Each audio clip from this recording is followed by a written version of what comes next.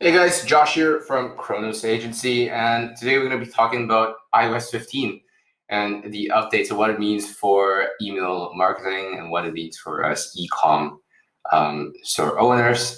So first off, if you've been living under a rock or if you haven't heard about the iOS 15 update, um, what it means for email right now is that users sometime around September to November this year, will be able to hide their IP address and they would be able to privately load their emails, which means that emails are now going to be routed through a proxy, preloaded, and then fed into the Mail app.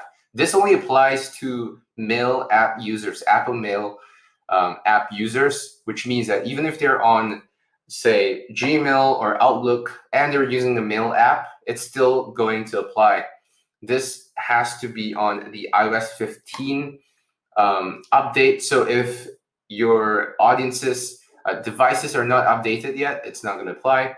But from what we understand at Chronos and what we've seen, approximately half of all users, all email users, are probably going to be affected, approximately. But it's significant enough for us to pay attention. So there are a couple of things that we have to take note as email marketers. Right now, we have stats and accurate data around when a user has opened their emails. When iOS 15 rolls out, we will not be able to accurately know when a user has opened their emails because all emails are going to be opened by the proxy first before being fed into the main inbox of your users' devices. So it will also show an IP address in a broader region or the same state or a different state, but within the same country. So location data would also be inaccurate. So if you're using Klaviyo, segmentations that rely upon open data, open rate data, or location-based geo data may no longer work anymore, especially if a significant portion of your users are on the Mail app, Apple Mail app. And it's very difficult to determine who or rather what application your users are on. The reason for that is the segmentation criteria that you have on Klaviyo and any of these email softwares is limited by user behavior and or email address domain. So you can segment by @gmail.com, but you may not be able to segment by the app itself. So you won't be able to identify all Apple Mail users. So this poses a problem, right? So if we look at the metrics that rely upon opens and any campaigns, any flows and automations that rely upon opens, for instance, re-engagement campaigns, automated nurture flows that are based off opens, send time optimization, real-time personalization, subject line testing to maximize open rates even is not going to be applicable anymore. We'll see a shift towards using clicks and inbox location and inbox placement as a key focus for email performance and measurement. This is going to be very similar to what our counterparts in SMS is already facing. With SMS, we are only able to track clicks and conversions. With email, it's going to be very similar in the near future. And location-based strategies are now going to be a thing of the past.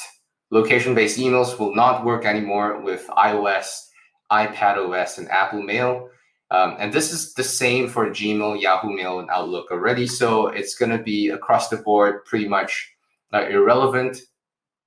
And now that we have that proxy in place, we will not be able to get reliable data and metrics around whether a user is on desktop or on mobile.